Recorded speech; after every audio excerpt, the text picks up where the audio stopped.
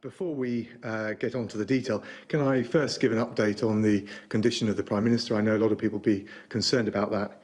I can tell you he's receiving care from the excellent medical team at St Thomas's Hospital.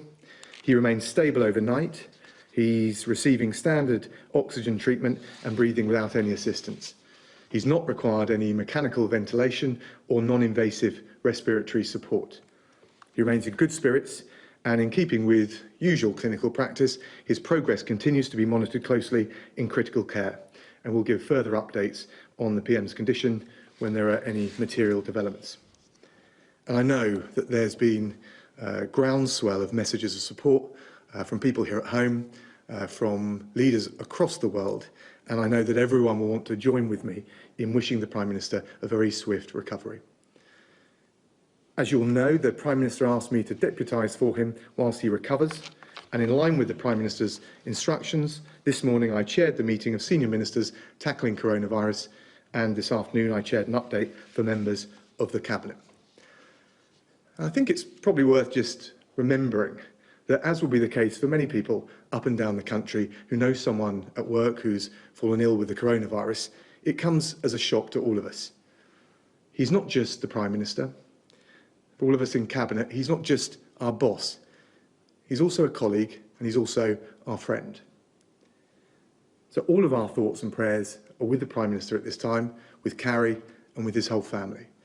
And I'm confident he'll pull through, because if there's one thing I know about this Prime Minister, he's a fighter, and he'll be back at the helm, leading us through this crisis in short order. And of course, for us in Cabinet, we know exactly what he wants from us and what he expects from us right now. And following the Cabinet discussion today, I can reassure the Prime Minister, and we can reassure the public, that his team will not blink and we will not flinch from the task at hand at this crucial moment.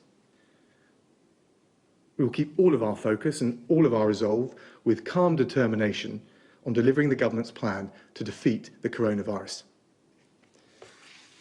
And it's with that objective and with that unity of purpose that the Cabinet turned to business today. We had reports from 4 ministerial groups on the action we're taking across all of the strategic priority areas, including NHS capacity, procurement of ventilators and personal protective equipment, the delivery of public services, including social care, on the economy and our support for both businesses and workers, and of course on the international action we're taking to reinforce our efforts on the home front. As we've explained before, our action plan aims to slow the spread of the virus, so fewer people need hospital treatment at any one time, and that will help us protect the NHS's ability to cope. At every step, we've been following the scientific advice, the medical advice, and we've been very deliberate in the actions that we've taken, so that we take the right steps at the right moment in time. We're increasing our NHS capacity by dramatically expanding the number of beds, key staff, life-saving equipment on the front line, so people have the care they need when they need it most. And as we've consistently said, we're instructing people to stay at home so we can protect the NHS and so that we can save lives.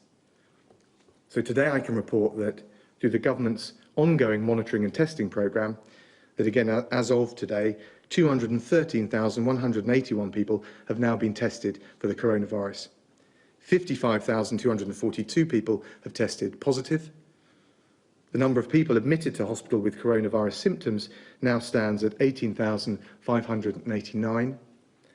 And of those who have contracted the virus, 6,159 have, I'm very sorry to say, died.